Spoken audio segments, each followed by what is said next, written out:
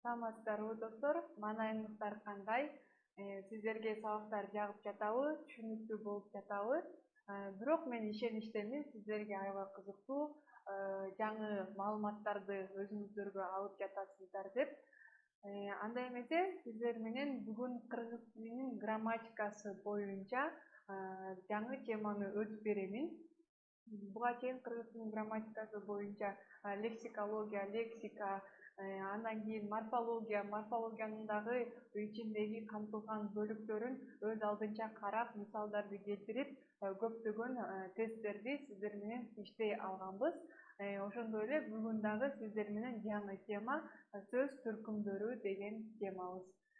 Достор, сиздер билесиздер, биз 5-классыңыздардан бери эле канча кыргыз тилинде сөз түркүмү бар, алар кандай болуп бөлүнөт, аларга мисалдарды келтирип, сүйлөмдөрдү түзүп жана башкаларды кыла аласыздар деген ойдомун. Бирок ошондой болсо дагы жалпы республикалык тестөөлөрдө билесиздер, кыргыз тилинин грамматикасы боюнча ар тараптан суроолор келет. Ошондуктан биз кайрадан сиздер менен тереңирээк, эң керектүү жерлерин бир сыйра болсо дагы карап түшүнүп алсак жакшы болот. Андай эмесе кеттик. Сөз түркүмдөрү деген бул эмне? Сөздөрдүн лексикалык жана грамматикалык өзгөчөлүктөрү боюнча бири-биринен айырмаланган атайын топтору же болбосо түрлөрү деп айтсак болот. Сөз түркүмдөрүнчү. Сөз түркүмдөрү жалпысынан 3кө бөлүнөт. Булар маани берүүчү, кызматчы сөз түркүмдөрү жана өзгөчө сөз түркүмдөрү болуп бөлүнөт эмеспи? Анда эмесе биз ар бир бөлүнүштөрүн жазып токтолго кетсек. Анда эмесе достор, баарыңыздардын иш дептерлериңиздер бар. Ошол иш дептерлериңиздерге жазып отуруңуздар, себеби өз алдынча даярданганда дагы аябай пайдасы тиет. Маани берүүчү сөз түркүмдөрүн алсак. Маани берүүчү.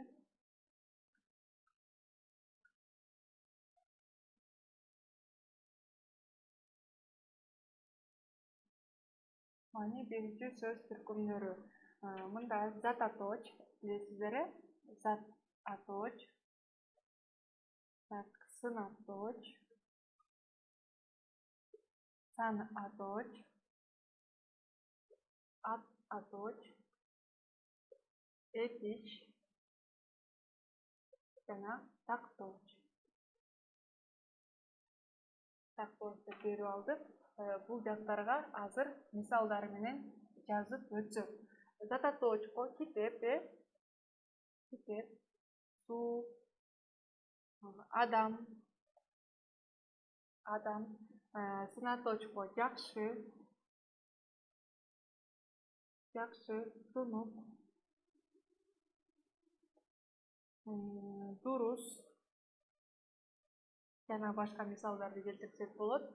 Ал эми саноточко 0, 1 же болбосо 3 деген мисалдар жазып алсак, атоточко биз, ал, ошол жана башка. Этичтерге иштей, иште дейлик макул. Дагы окудук дейлик, окудук, оңдойлуу, оңдойлуу жана башка мисалдарды келтирсек болот. Тактоочко азыр, бүгүн, ылдам жана башка мисалдарды жазсак болот. Бул жактан мен эмне үчүн маани берүүчү сөз түркүмдөрүн бөлүктөрүн жазып алдым. Мынакей маани берүүчү сөз түркүмдөрү билесиздер. Ошондой болсо дагы кайталап өтүп атабыз. Дагы бир жолу кайталап коеюн. Затоточ, сыноточ, саноточ, атоточ, этич, такточ. Жалпысынан маани берүүчү сөз түркүмдөр 6га бөлүнөт экен. Биринчиси затоточ болуп жатат. Затоточтун суроосу ким, эмне?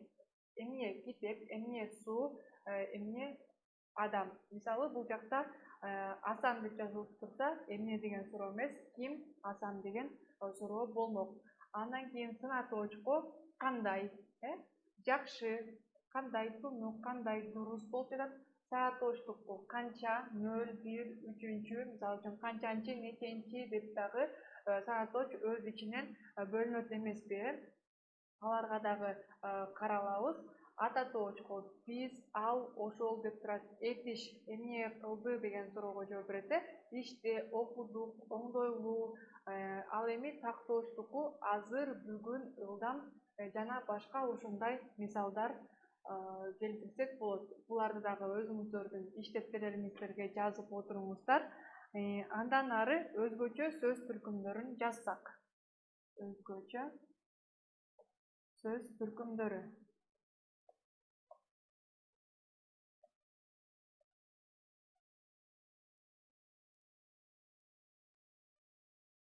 Булар экиге бөлүнөт, билесиздер достор, тууранды сөздөр.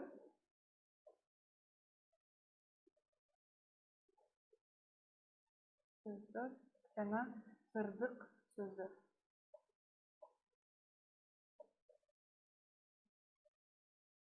Сырдык сөздөр болуп, тууранды сөздөргө мисалдарды келтирсек, кобур, собур. Кобур собур болуп жатат деп коелу. Күңк мыңк деп атат. Күңк мыңк. Жана башкаларды жазсак болот. Ал эми сырдык сөздөргө рахмат. Рахмат, баракелди.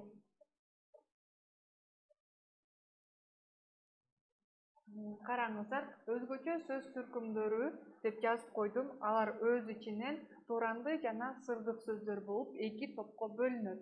Тууранды сөздөргө кобур собур, күңк мыңк ары жакта өз алдынча кобур собур болуп жатышат. Чоң атам күңк мыңк деп эле ар кайсы нерселерди айтып жатат, же болбосо досум деп жазсак болот. Ал эми сырдык сөздөр адамдын ички сезимин билдирет. Мына рахмат деп атат, баракелди деп атат, сүйүнүп жатат, же болбосо ай деп атат, же болбосо пай жана башка мисалдар бар. Буларды дагы кыскача болсо дагы иш дептерлериңиздерге жазып алсаңыздар өзүңүздөргө аябай пайдасы тиет. Андан ары 3-чү бөлүгүн жазып алалык, кызматчы сөздөр деп.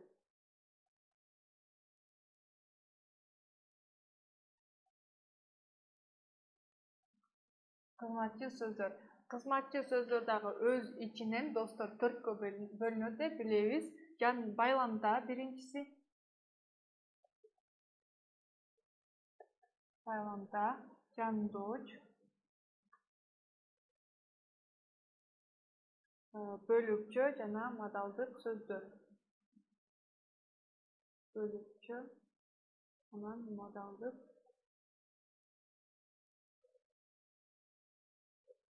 сөздөр болуп. Буларга дагы мисалдарды келтире кетсек, жазып отурабыз достор. Байламдага мисалы үчүн менен, атам менен деп, жана. Жана дегенге сүйлөм түзө турган болсок, кандай сүйлөм түзөбүз азыр ойлонуп туруңуздар. Жандоочко менен, ошондой эле. Менен, тууралуу,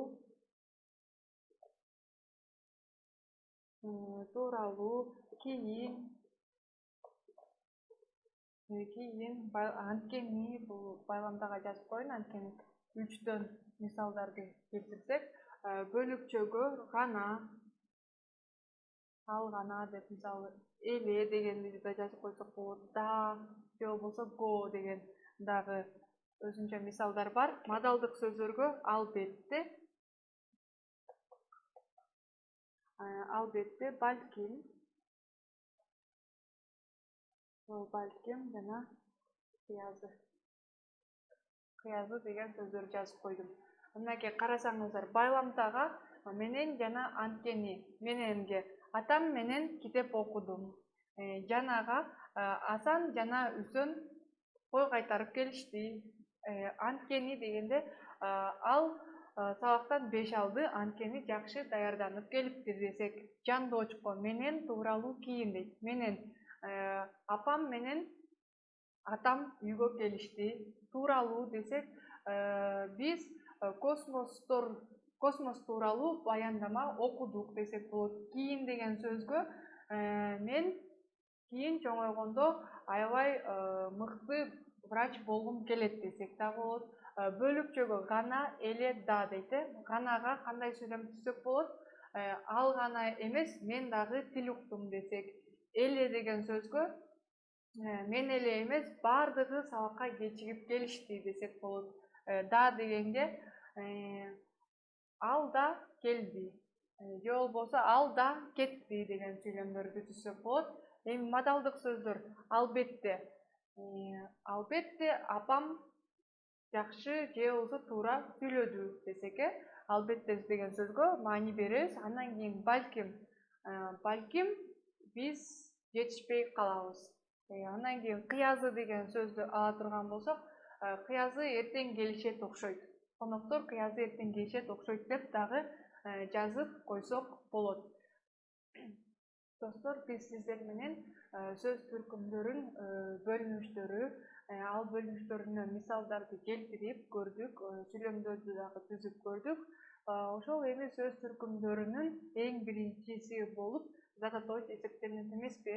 Ошол зататоч боюнча бүгүн сиздерге толук болушунча жалпы республикалык тестилөөдө келе турчу суроолорго байланыштуу жактарын сиздерге айтып өтмөкчүмүн. Анда эмесе кеттик. Зататоч бул заттардын же заттык маанидеги түшүнүктөрдүн атын билдирип, ким эмне деген суроого жооп берет. Мисалы үчүн, ким Асан, эмне китеп, эмне суу жана башка. Негизи эле зататоч сан, жак, жөндөмө жана сандык категориялар менен өзгөрөт. Сан жагында билебиз, жак жагындагы билебиз, жөндөмөлөрүн дагы өткөнбүз жана сандык категориялар боюнча дагы өзгөрө турганын алдыда өтөбүз. Анда эмесе сиздердин көңүлүңүздөрдү бул зататоочтун мындай түрлөрүнө көңүлүңүздөрдү бургум келип жатат. Бул болушунча мен бул жакка кандайдыр бир схемага салып сиздерге түшүндүрүп берейин деп чечтим. Андыктан сиздерге аябай керектүү, кызыктуу маалымат болот. Ошондуктан иш дептерлериңиздерге жазып отурсаңыздар, өзүңүздөр үчүн пайдалуу маалыматтарды ала аласыздар. Мынакей эми зататоочтун түрлөрү деп койдум. Мен бул жактан 4 түрүн карап өттүм. 4 түрүнүн дагы өз ара ичинде бөлүнүштөрү, ошолорго дагы сиздер менен чогуу биргеликте мисалдарды дагы келтирип көрөлүк, буга чейин алган билимдерибизди текшерүү максатында. Анда эмесе, биринчиси сөздүн составына жараша, мындайча айтканда сөздүн составына карай. Бул жөнөкөй жана татаал болуп бөлүнөт экен. Жөнөкөй сөздөр билесиздер, бир эле сөздөрдөн турат. Мисалы үчүн, суу деп коелук, китеп деп коелук. Ал эми сөздүн составына жараша татаал болуп дагы бөлүнөт экен. Бул татаал 2 жана андан көп сөздөрдөн турган сөздөр бул татаал сөздөр болот. Мисалы үчүн, бул жакка калем, сап деп жаза турган болсок, бул жактан карасаңыздар, сап дагы өзүнчө бир маанини берет, калем дагы өзүнчө бир маанини берет. Бирок экөөнү кошуп кое турган болсок, бизде калем, сап деген бир маанини бере турчу, бир жаза турчу заттын аты келип чыгат. Демек, бул зататоочтун сөздүк составына жараша татаал бөлүгүнө мисал боло алды. Андан кийинки бөлүгүнө өтсөк, морфологиялык түзүлүшүнө карай бөлүнүшү. Морфологиялык түзүлүш, морфологияны буга чейинки сабактарыбызда өткөнбүз, достор. Ал морфологиялык составына жараша зататоч 2-ге бөлүнөт экен. Мында дагы биринчиси бул тубаса зататочтор, экинчиси туунду зататочтор. Тубаса болгондо бул жакта биз бир гана уңгудан турган сөздү алат экенбиз. Бул мында суу деп коелук, бул дагы суу. Демек, бул бир гана уңгудан туруп жатат. Демек, бул тубаса зататоч экен. Уңгууну каяктан билебиз? Биз бул жакта мисалы үчүн чул деген мүчө уланса, суучул болуп калмак. суучул деген такыр башка маанини берип калмак дагы. Демек биз эгерде мүчөсү жок болуп бир эле сөздөн турса, демек ал уңгу боло алат экен. Ошондуктан зататооштун морфологиялык түзүлүшүнө карата бөлүнүшүнүн тубаса деген бөлүмүнө кирет экен. Андан кийин туунду зататоошту карасак, туунда мынакей бул жака жазып койгом, уңгу кошулган сөз жасоочу мүчө. Мында билесиздер, мынакей могул эле мисалды эле кайра бул жака дагы алсак болот. Суучул деген сөздү алдык, суучул чогуу. Демек биз суу уңгусу болуп жатат. Ал эми сөз жасоочу мүчөсү чул деген мүчө сөз жасоочу мүчө боло алды. Демек туунду зататооч ушундай түшүндүрүлөт экен. Үчүнчү бөлүмүнө карасак, заттарды атоо касиети боюнча дагы эки топко бөлүнөт экен. Бул жалпы аттар жана энчилүү аттар десек болот. Бул жактан карасаңыздар, жалпы аттар баардыгы сүйлөмдүн башында эле келгенде баш тамга менен жазылат дагы, калган сүйлөмдүн орто жеринде, аягында келген сөздөрдүн баардыгы кичинекей тамгалар менен жазылган. Бүт бардык жалпы аттардын баардыгы кичинекей тамга менен жазылат экен. Ал эми энчилүү аттар. Энчилүү аттар дегенде билесиздер, адам аттары, жер суу аттары жана башка аттар кирет. Жана дагы кыскартылган сөздөр дагы баш тамгалар менен жазылат. Бул жака мисал катары жазып коеюн, сиздерге түшүнүктүү болсун үчүн. Суу, көл, кол, бут, жаз жана башкалары. Энчилүүгө болсо, мисалы үчүн Айсулуу, Актан, же болбосо Ысык көл, Жалал абад, Ош жана башка энчилүү аттар экен. Андан кийин 4-чү бөлүгүнө өтө турган болсок, бул заттардын табияты боюнча дейт. Заттардын табияты боюнча бул конкреттүү жана абстрактуу болуп эки түргө бөлүнөт экен. Тагыраак айтканда, конкреттүү заттарды атай турган болсок, ал конкреттүү заттарды биз элестете алгыдай болуш керек экен. Кармай алгыдай, көрө алгыдай дегендей, санай алгыдай, ошонун баардыгы, мисалы үчүн биз санай турчу эмнелерди алсак болот, топторду алалык. Топ бул өзү зат. Эгерде бир нече топтор, мисалы үчүн 10 топ турса, биз аны 10 топ экендигин санай алабыз. Ал топту дагы биз көрө дагы алабыз. Ал топту дагы, мисалы үчүн, көрбөсөк дагы топ кандай болуп тургандыгын көз алдыбызга элестете алабыз. Анткени биз топту мурда көргөнбүз. Демек, бул заттардын табияты боюнча конкреттүү заттар боло алат экен. Эми бысы бул абстрактуу дейт. Абстрактуу демек конкреттүү затка карама каршы эле келет. Абстрактууда демек биз бир затты кармай албайт экенбиз, көрө албайт экенбиз. Демек, ушунун баардыгы абстрактуу зататооштор боло алат экен. Мисалы үчүн, кармай албагыдай, санай албагыдай эмнени айтсак болот?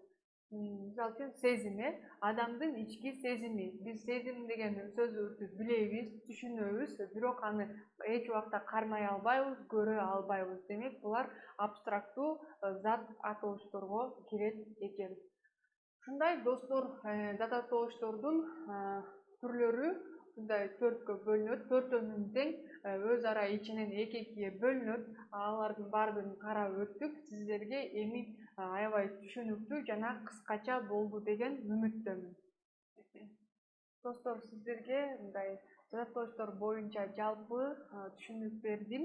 Эми зататооштордун орфографиясына өтө турган болсок, бул орфографиясын биз жалпы зататооштордун орфографиясы жана энчилүү зататооштордун орфографиясы деп эки бөлүккө бөлүп алып туруп, анан карайбыз. Бул жалпы зататооштордун орфографиясында мен сиздерге айта кеттим, жалпы зататооштор көбүнчө кичине тамга менен жазылат деп, көбүнчө эмес, бүт эле жерде, эгерде сүйлөмдүн башында гана келип кала турган болсо, анда сөзсүз түрдө чоң баш тамга менен жазабыз. Анда сиздерге азыр керектүү, кызыктуу маалыматтарды окуп берип, жана сүйлөм мисалдарын сиздерге түшүнүктүү кылып түшүндүрүп берүүгө даярмын. Анда эмесе кеттик. Бул жалпы зататооштордун баардыгы эгер сүйлөмдүн башында келбесе, кичине тамга менен жазылат дейт. Мисалы үчүн, уй, жылкы, чака, достук, достор жана башкалар. Экинчи бул улут, уруу, саясий түзүлүш, идеология жана башка ушул сыяктуу түшүнүктөр жалпы атоочтордун зататоштордун гана катарына кирип кичине тамга менен жазылат дейт. Мисалы үчүн кыргыз, сарбагыш, капитализм, демократия жана башка сөздөр. Мисалы үчүн кыргыз, казак, кытай, өзбек дегенде биз баш тамга менен жазбайбыз, анткени алар улутту билгизип жатат. Ошондой эле уруулар бар, кыргыз эли дагы урууларга бөлүнөт өз ичинен. Мисалы үчүн сарбагыш, бугу жана башка. Бул уруулар дагы биз баш тамга менен жазбайбыз, анткени бул сөздөр дагы жалпы зататошторго кирет экен. Андан аркы үчүнчүсү бул татаал түзүлүштөгү уруу жана улут аттары бирге жазылат дейт. Татаал түзүлүштөгү уруу жана улут аталыштары. Мисалы үчүн буга чейин мындай эле татаал эмес, жөнөкөй гана уруу аталыштарды айтканбыз, улуттардын, уруулардын, Кытай, кыргыз деп. Ал эми азыр татаал түзүлүштөгүнү карасак, мисалы үчүн кара Кытай. Эмне үчүн биз кара деп туруп өзүнчө Кытайды өзүнчө жазбайбыз? Анткени булар жалпы зататоштордун өзүнүн орфографиясы боюнча чогуу жазылат экен. Кара Кытайдан башка Элчибай, Сарбагыш, Карабагыш жана башкалар. Бирок булардын бир бөтөнчөлүгү бар экен. Ку, анан лу деп жазат. Кулу. Анан дагы бир бөтөнчөлүк ул деген дагы бир уруунун аты бар экен. Ал эч качан чогуу жазылбайт экен. Ул. Өзүңүздөргө эгерде керек болуп калат деген ойдо болсоңуздар, ул деп жазып алыңыздар. Балким бул сөз боюнча дагы жалпы республикалык тестирлөөдө суроо келип калышы толук ыктымал. Эми төртүнчүсү, адамдардын кызмат орундары, наамдары, даражалары кичине тамга менен башталып жазылат экен. Мисалы үчүн Кыргыз Республикасынын билим берүү жана илим министри. Бул жакта биз министр деген сөзгө көңүл бурабыз, анткени бир кызмат ордундагы адамдын белгилеп жатат дагы. Андан кийин Кыргыз Республикасынын Улуттук илимдер академиясынын академиги десек, мисалы академик дей турган болсок, биз академик деген сөздү дагы баш тамга менен жазбайбыз, анткени бул дагы жалпы зататошторго кирет экен. Бирок бир бөтөнчөлүгү Кыргыз Республикасынын президенти, президент деген сөз баш тамга менен жазылат. Ошондой эле Кыргыз Республикасынын баатыры деген сөздөр эки эле сөз баш тамга менен жазылат экен. Бул президент дагы, баатыры дагы кандайдыр бир кесип ээсинин аталышы болуп жатпайбы? Ошондой эле министр, ошондой эле академик деген сыяктуу. Бирок академик, министр, мугалим же башка сөздөр, профессор деген сөздөр кичинекей тамга менен жазылса, бир гана президент жана баатыр деген сөздөр баш тамга менен жазылат экен. Бешинчиси бул ичкертүү белгиси, билебиз. Ичкертүү белгиси менен аяктаган сөздөргө мүчө уланса, ичкертүү белгиси түшүп калат дагы, жазылып кете берет. Мисалы үчүн ал көбүнчө айылардын аталыштарында келет. Мисалы үчүн январь дедик, бул жака да деген мүчөнү улап койдук. Барабар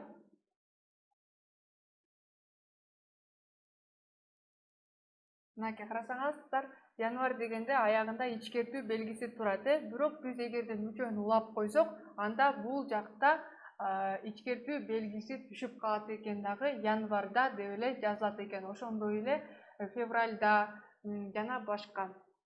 Эми бул жалпы зататоштор боюнча бүттү. Эми энчилүү аттар боюнчагы зататоштордун орфографиясына көңүлүңүздөрдү бурамын.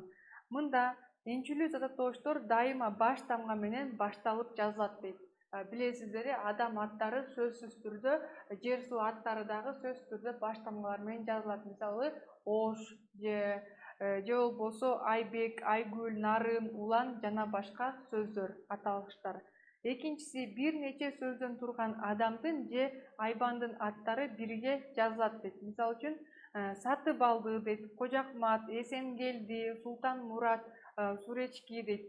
Султан деген өзүнчө сөз катары алсак дагы болот, султан деп дагы өзүнчө ат катары алсак болот. Ал эми Мурат деген дагы ат бар. Бирок Султан Мурат деген атты бизге аталарыбыз, ата-энелерибиз коюп отурган болсо, Султан деп туруп анан Муратты кайра баштама менен жазбайбыз. Сөзсүз түрдө Султан Мурат деп чогуу жазылат экен.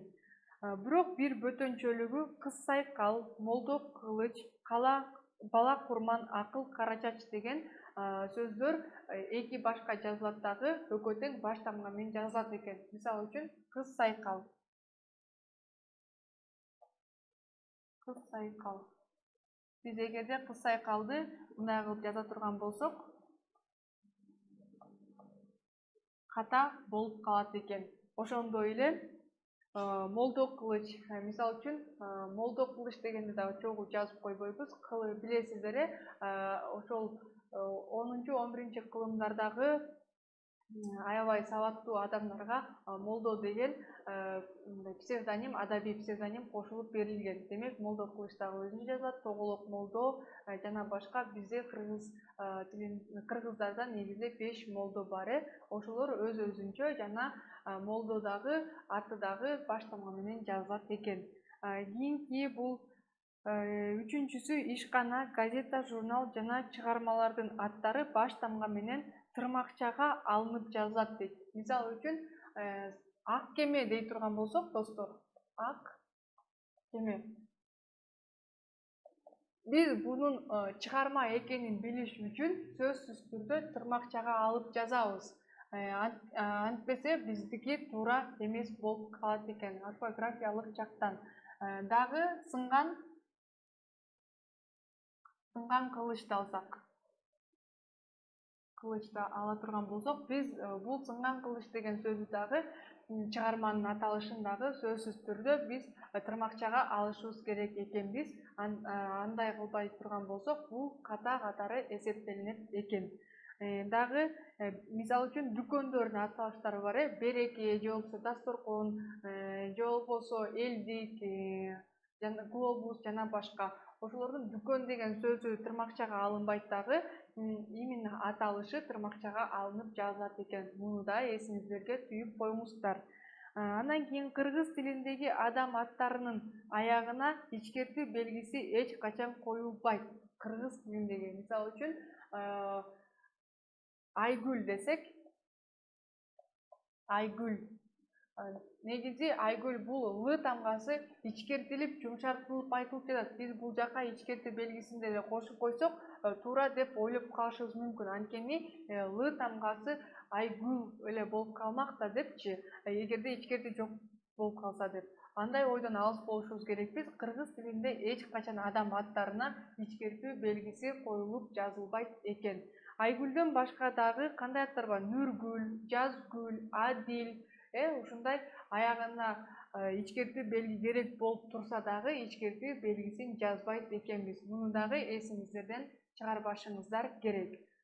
Кийинки бөлүгү кошмок сөз түрүндөгү географиялык аттар дефис аркылуу жазылат дейт. Мисалы үчүн Жалал Абад сөз түрдө ортосуна дефис коюлат, билесиздер. Ат башы, Орто Нура, Кара Суу жана башка.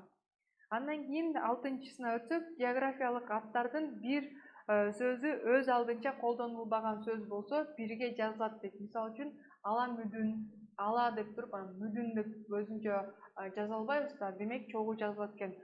Тору гарт дейт. Тору деген сөздү түшүнөбүз, бирок гарт деген сөздү түшүнбөйбүз. Ошондуктан тору гарт деп чогуу жазылат экен. Ошондой эле чаткал дагы чогуу жазылат экен. Кийинки географиялык аттарга айкашкан сөздөр кичине тамга менен жазылат дейт. Мисалы үчүн Арал деңизи дейт. Деңиз деген сөздү биз билебиз. Арал болсо ошол деңиздин аталышы болот. Бирок ошол деңиздин аталышы тырмакчага алынып жазылбайт, анткени чыгарма же болбосо дүкөндөрдүн аттары гана жазылат экен. Дагы Байкал көлү дегенде дагы Байкал деген көлдүн аты болуп атат дагы, көл, ал Байкалдын көл экендигин билдирип туруучу сөз. Кийинкиси бул жер шарындагы аймактарды билдирген сөздөрдүн ар бири баш тамга менен башталып, дефиссиз бөлөк-бөлөк жазылат дейт. Мисалы үчүн Түндүк Америка, Орто Азия, ушул сөздөрдү ортосуна дефис тире эч нерсе коюлбайт дагы, экөө тең баш тамга менен жазылат экен. Мына достор, ушундай зататооштун жалпы жана энчилүү орфографиялары болуп бөлүнөт экен. Сиздерге түшүнүктүү жана билбеген маалыматтарыңыздарды ала алды деген ойдомун. Достор, анда эмесе бүгүнкү темабызды бышыктоо максатында сиздерге бул экранга көптөгөн мисалдарды, тесттерди жазып койдум. Анда эмесе сиздер менен биргеликте чогуу жоопторун табууга аракет жасайлык. Анда эмесе кеттик.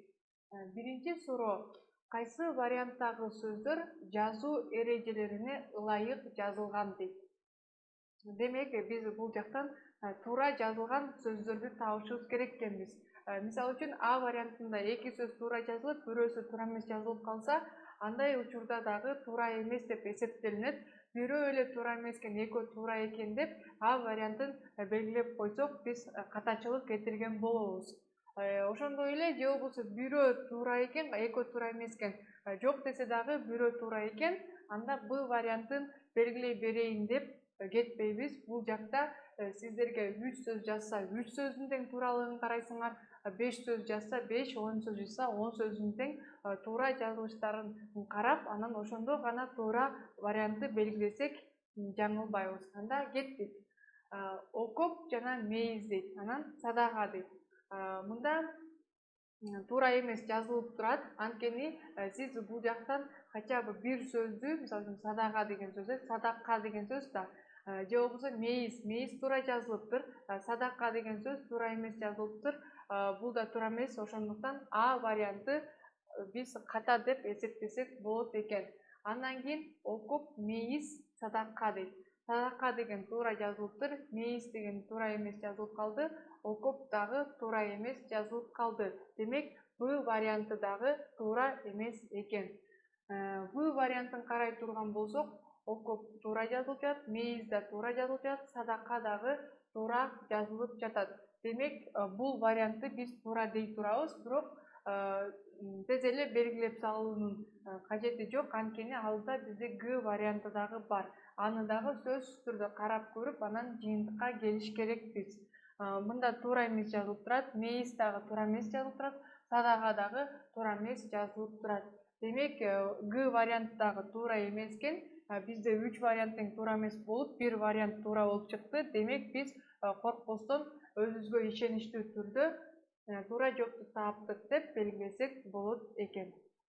Эми кийинки суроого кетсек, жалаң башка сөз түркүмдөрүнөн жасалган зат атооштор кайсылар дейт. Демек, бул варианттардагы сөздөрдү окуп чыгасыздар дагы, бирок мисалы үчүн мерген деп турат. Анан мерген деген сөз зататооч. Ким мерген болуп атат? Биз демек бул жактан зататооч сөз эмес, ошол уңгусу зататооч сөз эмес, башка сөз түркүмүнөн болуш керек дагы, мүчөсү кошулгандан кийин зат атооч сөз чыгып кала турган сөздү тапкыла деген бизге суроо берип жатат. Эң негизгиси сиздер суроону туура түшүнүп алып, анан жоопторду издесеңиздер жаңылышпайсыздар. Анда кеттик. Мергенчи, кармагыч, тапанча дейт. Мерген деген бул демек зататооч болуп атат. Карма деген дагы бул этиш болуп жатат. Тапан деген бул дагы зататооч болуп жатат. Демек, бизде бир эле сөз этиш болуп жатат дагы, экөө тең зататооч сөздөрдөн турган сөздөр болуп чыкты. Ошондуктан туура эмес экен. Эми кызмат, туткуч, анан жашылча деп турат. Бул жактан карасаңыздар, кызмат деген сөз эми бул ооба бир затты билдирип жатат. Тут деген бул этиш болуп жатат, туткуч бул дагы бир өзүнчө зат. Андан кийин жашыл. Жашыл болсо бул кандай сынатооч болуп жатат дагы, чагым мүчөсүн улаганда жашылча болуп калды. Демек, биз Б вариантындагы ишеничтүү түрдө туура жооп деп белгилей албайбыз. Андан кийин В вариантына өтсөк, котормочу, ачкыч, анан кызылча дейт. Бул жакта котор деген сөздү алабыз, же болбосо котормо деген сөздү алабыз. котор бул жакта этиш болуп жатат, буйрук этиши. Буга чуу мүчөсү улангандан кийин котормочу деген зататоош жасаган сөз пайда болуп чыкты. Демек, бул туура дей туралык. Андан кийин ачкыч. Ач деген сөзгө кыч деген мүчө уланып жатат. Ач деген сөз дагы бул буйрук этиш. Андан кийин кызылча. Кызыл деген сөздү ала турган болсок, кызыл деген сөз бул кандай сынатооч сөз болот. Демек, чаа мүчөсүн кошуп койгондо кызылча болуп затты билдирип жатат. Демек, биз бул вариантты туура дейбиз. Анткени 3 сөз тең башка сөз түркүмдөрүнөн жасалган зататооч болуп чыкты. Андан кийин Г вариантын карасак, комузчу, тепкич, анан караманча дейт. Комуз деген бул өзү эле зат, комуз бир музыкалык аспап. Чуу деген мүчөнү кошкондо биз комузчу, комузда ойногон адамды биле алдык. Демек, бул зататоочтон зататооч эле жасады. Андан кийин тепкич дейт. Теп деген сөздү ала турган болсок, ооба бул сөз түрдө этиш болуп жатат. Теп деген бир нерсени теп же топту теп дегендей. Тепкич болсо, бул билебиз, биринчи кабаттан экинчи кабатка басуучу тепкич. Андан кийин караманча дейт. Караманча сокур болуп калыптыр деген сөздөр бар, сүйлөмдөр бар. Мисалы үчүн, көзү көрбөй калган адам, караман, ананча. Бул дагы туура эмес болуп калат экен. Демек, биз жыйынтыгында 3 вариант туура эмес болуп калды дагы, 1 вариантыбыз туура болду. Демек, биз ойлонбостон туура вариантты таптык деп ишеничтүү түрдө В вариантын белгилеп койсок болот экен. Кийинки суроого өтсөк, кайсы котормодогу, кайсы катардагы сөздөрдүн бардыгы туура жазылган дейт. Демек, сиздерге зататоочту түшүндүрүп жатканда жалпы жана энчилүү аттардын жазылышынын орфографиясы боюнча көптөгөн эрежелерди айта кеткен мисалдары менен. Демек, ошол мен сиздерге айткан нерселердин бардыгын оюңуздарга түшүрүңүздөр дагы туура жоопту тапканга аракет кылыңыздар. Биринчисинде Түндүк Америка дейт. Мында экөө тең энчилүү аттар болуп жатат, бирок түндүктү негедир кичинекей тамга менен жазып коюптур. Демек, бул туура эмес экен. Андан кийин Кыргыз Республикасы дейт. Бул дагы энчилүү ат болуп жатат. Экөө тең бизде чоң баш тамгалар менен жазылыш керек болчу. Демек, бул туура эмес жооп экен, А варианты. Б вариантына өтсөк, жакынкы чыгыш Түндүк Корея дейт. Билесиздер, эгерде кош сөздөн туруп, бирок энчилүү аттар болсо, сөзсүз түрдө экөө тең баш тамгалар менен жазылыш керек. Бул жакта жакынкы чыгыш Ж дагы, Ч дагы баш тамга менен жазылыптыр. Түндүк Кореяда дагы Т менен К тамгалары баш тамга менен жазылыптыр. Ошондуктан биздин эрежеге туура келип жаткандыктан азырынча туура деп белгилей туралык. Бирок туура деп эле Б вариантын белгилеп койбостон, кийинки В, Г варианттарын сөзсүз түрдө карап, аларды дагы салыштырып көрөлүк. Американын түштүгү дейт. Кечиресиздер, Африканын түштүгү дейт. Андан кийин Батыш Европа дейт. Африканын түштүгү деген туура жазылыптыр. Экөө тең энчилүү аттар кош сөздөрдөн келип турат. Андан кийин Батыш Европа. Мында батыш деген сөз баш тамга менен жазылыш керек болчу. Ошондуктан биз В вариантында туура эмес десек болот экен. Андан кийин Ыракы чыгыш, анан Орто Азия дейт. Мында Ыракы чыгыш дегенде дагы Ы менен Ч тамгалары баш тамга менен жазылыш керек болчу. Анткени булар дагы энчилүү аттарга кирет, себеби бул бир жердин аталышын айтып жатат. Эми бул жактан Орто Азияны карасак, Орто деген кичинекей тамга менен жазылып турат, Азия чоң тамга менен жазылып турат. Биз бул энчилүү аттар болгондуктан, кандайдыр бир жердин аталышын билгизип аткандыктан, экөө тең баш тамга менен жазылыш керек болчу. Демек, О кичинекей, А чоң тамга экен. Демек, бул Г варианты дагы туура эмес болуп келип чыкты. Жыйынтыгында биз 3 вариантты туура эмес деп белгилеп, 1 вариантты туура дедик. Анда биз жаңылбастан, коркпостон Б вариантын белгилей берсек болот экен. Достор, кийинки мисалга өтө турган болсок, анда суроону окуйлук. Бүгүн профессор Жаныбековдун лекциясы Жеңи жок атындагы окуу жайынын залында өттү дейт. Мындай байкасаңыздар, достор, асты сызылган сөздөр бардыгы тең кичинекей тамга менен жазылып турат. Анткени бул жакта жада калса адам аттары дагы кичинекей тамга менен жазылып турат. Анда биз негизги суроону окусак, сүйлөмдө асты сызылган сөздөр кайсы катардагыдай жазылышы керек дейт. Демек, бул 4 вариантта туура жазылуу бир вариант катылып турат. Ошол катылган вариантты биз табышыбыз керек экенбиз. Андай кеттик. Бүгүн, эгерде бул жакта чоң тамга менен жазылса, профессор Жаныбековдун лекциясы Жеңи жок атындагы окуу жайынын залында өттү дейт. Достор, бул жакта Жеңи жок атындагы деген туура жазылды. Анткени Жеңи жок бул адамдын аты болгондуктан баш тамга менен жазылат, бирок атындагы деген сөз түрдө кичинекей тамга менен жазылат. Анткени бул жалпы аттарга кирет, Латоштун жалпы аттарына. Жеңи жок энчүл атка кирип жатат. Бирок бул жакта Жаныбековдун деген дагы бул энчүл ат болгондуктан баш тамга менен жазылышы керек сөз түрдө. Бирок профессор деген бул Жаныбековдун илимий бир кызматын билдирип жатпайбы? Профессор же болбосо академик деген сөздөр сиздерге айта кеткенмин, кичинекей тамга менен жазылат деп. Демек, бул А варианты дагы туура эмес экен. Б вариантына өтсөк, профессор Жаныбековдун Жеңи жок атындагы дейт. Мында профессор Жаныбековдун деген сөз туура жазылыптыр. Анткени профессор бул жалпы ат болгондуктан кичинекей тамга, ал эми Жаныбеков энчүл ат болгондуктан баш тамга менен жазылыптыр. Бирок бул жакта атындагы деген сөз энчүл ат болбосо дагы баш тамга менен жазылып калыптыр. Демек, бул эмне ката. Анда бул Б вариантындагы биз туура эмес деп белгилей алабыз.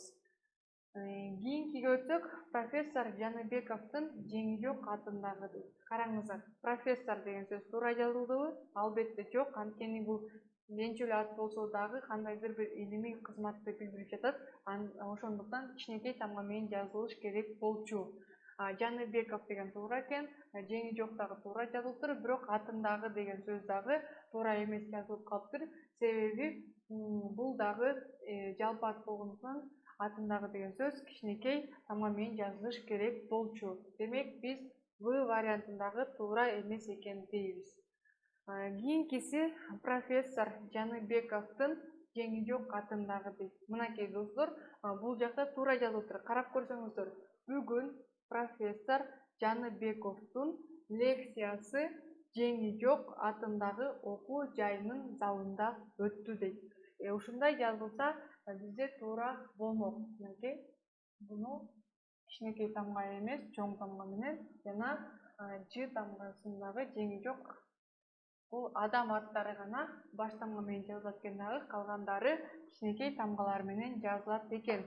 Демек, достор, биз сиздер менен 3 туура эмес дагы, 3 вариант туура эмес, 1 вариант туура болуп чыкты. Демек, биз жаңылган жокпуз, туура таптык. Анткени буга чейинки алган билимибизди бул жакта колдоно алдык деген ой менен туура жоопту ишеничтүү түрдө белгилеп койсок болот экен. Ушундай, достор, бүгүнкү темага байланыштуу болгону тесттерди, суроолорго так жооп бере алдык деген ойдомун. Сиздерге кызыктуу болуш керек. Көп билбеген маалыматтарыңарды дагы ала алдыңар болушуңуздар керек. Кантсе дагы зататооштуу сөз түркүмдөрүн сиздер мектеп программасында бүгүнкү кичинекей класстардан баштап бүгүнкү күнгө чейин өтүп келе жатасыздар. Ошондой болсо дагы сиздерге кошумча маалымат берүүгө аракет жасадык. Жана дагы сиздерге берилген бардык тесттик суроолор сөзсүз түрдө жалпы республикалык тестирлөөдө келет. Именно ушундай келбесе дагы, ушундай формадагы суроолор сиздерге келмекчи. Достор, анда эмесе бүгүнкү темабызга байланыштуу кылып, мен сиздерге үй тапшырманы даярдап койдум.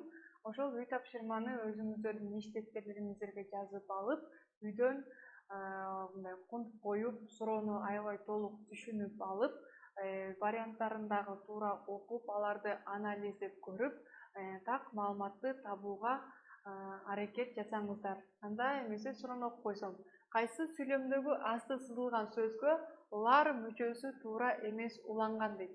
Достор, демек силер лар мүчөсүн өттүк. Лар мүчөсүнүн 12 варианты бар дедик. Лар, дар, анан тар деп. Ошолорду лар, лер, лор, лөр, дар, тар, тер, тор деп жана башка ушундай варианттарга бөлүп аласыздар дагы. Бул асты сызылган сөздөрдү карайсыздар. Мисалы үчүн сезим дегенге дер мүчөсүн улап койду. Бул лар мүчөсү негизинде бир сөздү мындай көптүк мааниде билдирүүчү сөз болот эмеспи? Демек сезимдер дейт. Бул туура болот, анткени сезимди эле сезимдер кылып көптүк түргө айландырып койду. Ошондой эле мынакей асты сызылган сөздөргө көңүлдөрүңүздөрдү буруп, анан ошол сүйлөмгө дал келип жатабы? Балким сезимдер деген туура болду, бирок калган сөздөрүнө ылайыктуу болуп бир сүйлөмдө маанини бере албай калышы мүмкүн. Ошондуктан көңүлүңүздөрдү аябай коюп, туура кылдаттык менен иштеп, туура жоопту табыңыздар. Аны эмесе достор, баарыңыздарга ийгилик, сак саламатта калыңыздар.